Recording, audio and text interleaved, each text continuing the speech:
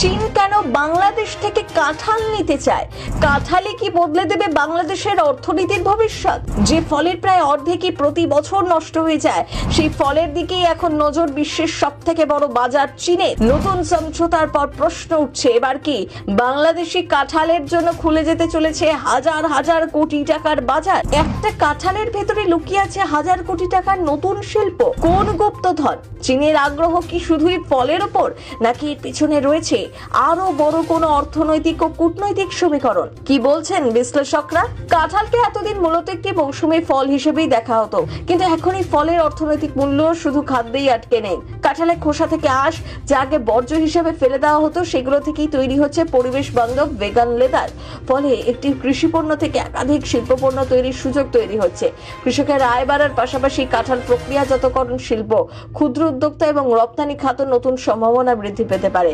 অর্থাৎ কাঁঠাল একটি শুধু ফল নয়, ভবিষ্যতে একটি উচ্চ মূল্যের শিল্প কাঁচামাল হিসেবে প্রতিষ্ঠিত হতে চলেছে, এমনটাই বলছেন বিশ্লেষকরা। বিশ্বজুড়ে পরিবেশ বান্ধব ও টেকসই পণ্যের চাহিদা দ্রুত বৃদ্ধি পাচ্ছে। অনেক আন্তর্জাতিক ফ্যাশন ব্র্যান্ড ধীরে ধীরে পশুর চামড়া ও প্লাস্টিক ভিত্তিক সিনথেটিক লেদারেরও বিকল্প খুঁজছে। এই প্রেক্ষাপটে কাঁঠাল থেকে তৈরি ভেগান লেদার বাংলাদেশের জন্য একটি বড় সুযোগ এনে দিতে পারে। কারণ বাংলাদেশে প্রচুর কাঁঠাল উৎপাদিত হলেও এর একটি অংশ নষ্ট হয়ে যায় বা বর্জ্যে পরিণত হয়।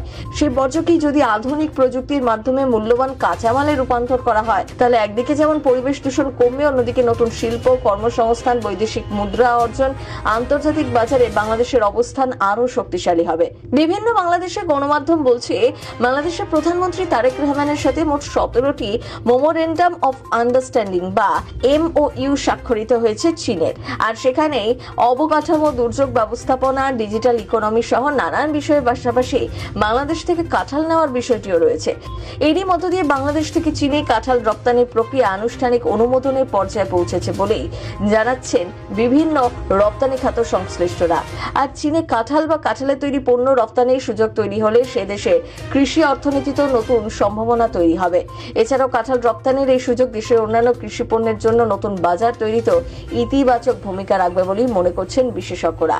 বিশ্লেষকদের দাবি, কাঁঠাল মূলত এশিয়ার ফল হলেও বিশ্বজুড়ে এর $100 কোটি বাজার রয়েছে। বিশ্বব্যাপী কাঁঠাল রপ্তানি 2012 সালে যেখানে $200 কোটি ছিল, সেটা 2023 সাল নাগাদ বেড়ে $370 কোটি পৌঁছেছে।